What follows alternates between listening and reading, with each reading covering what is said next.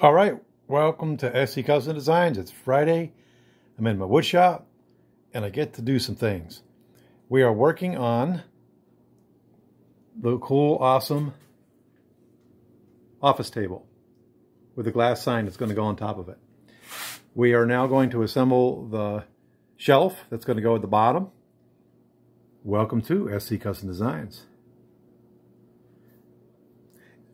Now, while I've done episodes on biscuit joining, I want to take time to get really detailed. Sometimes when you're in a hurry, you're not thinking things through. And so I'm going to show you all the steps so that if you're not thinking things through, you're going to have a little bit of a chance to still do the biscuit joining in the correct way. All right, again, you're in SC Custom Designs. Appreciate it if you subscribe to our channel. We're very excited about all our international input and the friends from all over the world that are chiming in to our videos. And we'll get back to comments.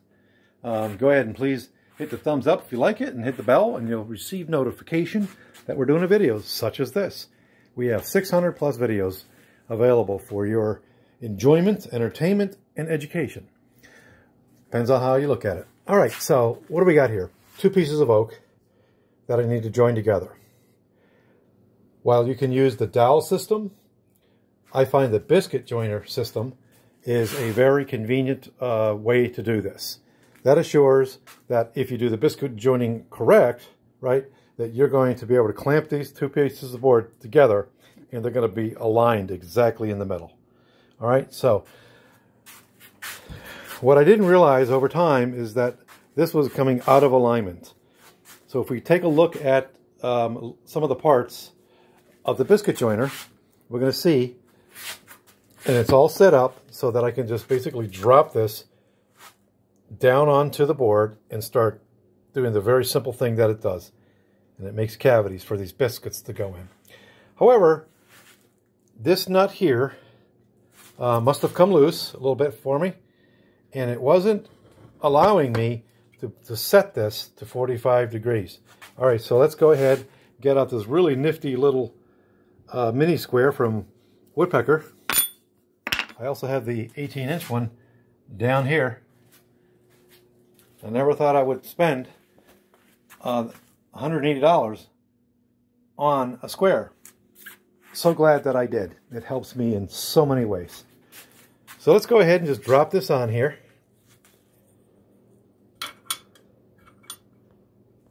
And have a look. Now we're good. When I first put this on, we were not good. Okay? He was a little bit up like this. So that's the first thing. Just make sure that your biscuit joiner is square like this. All right? So that's that. They make it very easy to set the right depth for the proper biscuit. It's numbered. We got 0, 10, and 20. There's also a medium on there. So when we turn this guy this way, you see the knob down there. Maybe you can't, I can't even see it. I don't know how you're going to see it. Let's try to get some more light on the subject. All right, there we go, maybe. All right, there you see it. You have 0, 10, 20, and medium. Now I have the biscuits 0, 10, and 20. And all you do is rotate this to the red line. Bingo. Take your other biscuits, get them out of the way. We have ascertained that we don't need these sizes.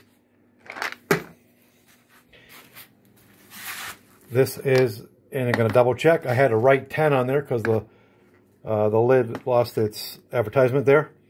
And we're going to flip around and we see the 10 there. Great. They even put that number on the biscuit. See, it says 10. They make it really hard to screw up. But if you're in a hurry, that's when things are going to go south on you. If you're rushing. And trust me, I have plenty of apples out of that cart when I'm rushing. I don't want to do that. All right, where am I going? Air protection. You definitely need air protection. This guy here has a radio in him, and he's really, really good for protecting my ears and entertaining me. But you want to stay focused and safe, okay? So, our setup. What I do is I draw a line on the other side of the board. And so now I know exactly where those biscuits are going to go.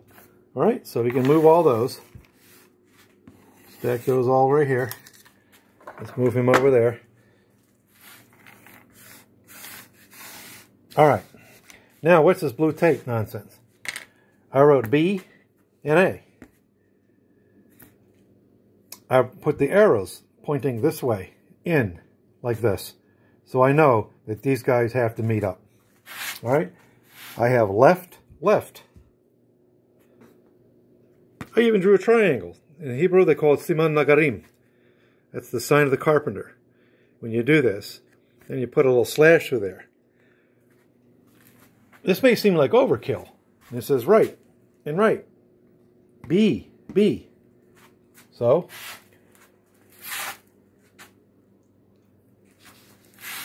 I just realized that, and I do things live, this is not a B, this is an A. All right.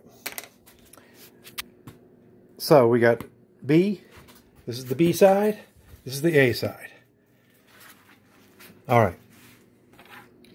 So even if I was looking at that B and I looked at my, in Hebrew again, siman nagarim, I see that this piece is going to be joined in with him. All right. Do whatever you want. Put an X in there. Now you know that that X is going to line up, right? Whatever your system is. And let me tell you why this is so important to take the time, pardon me while I stutter, to make sure you're eliminating every sort of possible excuse, because we know to mess up, because we know that life happens. All of a sudden, my doorbell rang. My wife says, "Hey, honey, can you come here for a minute?" She wants to give me a hug, whatever. We always love the hugs. All right, so do everything you can, because when it comes to actually working the tool, your mind, you know, you get a little bit excited. You know, you got to be safe, so you're concentrating, and the less you have to concentrate on the obvious, it becomes less obvious again when you're working the tool. All right, so this is the DW682 plate joiner, and this is a Dewalt. This cost me a couple $100, and it came with a case. These things here, so it came with this case, very nice case, and it comes with a tool there. Trying to get it open. It's hard to do things with one hand sometimes. All right, various tools to work with your unit.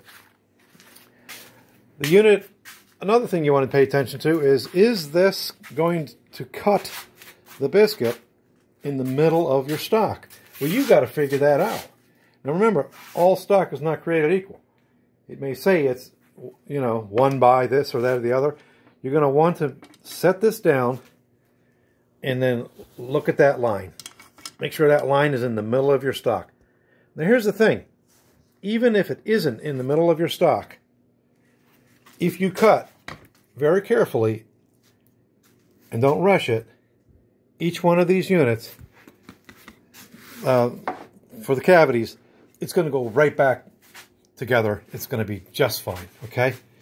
Whatever height you chose, stick with the height. Don't change it midway. All right? I've done some really interesting things when I was in a hurry.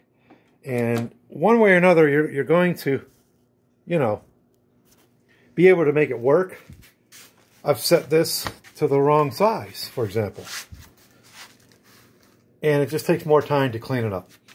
Fix it. All right, so this here knob loosens and allows this to come to any sort of angle that you need. Because, you know, for my purposes, I just need the general setup. It's 90 degree, okay?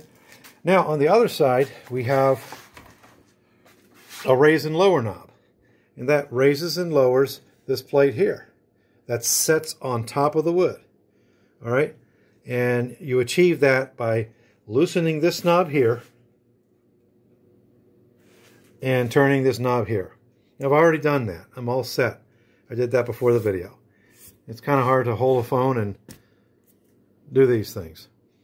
Y'all let me know that. Okay. This handle here is adjustable as well. You can come forward or backward with it.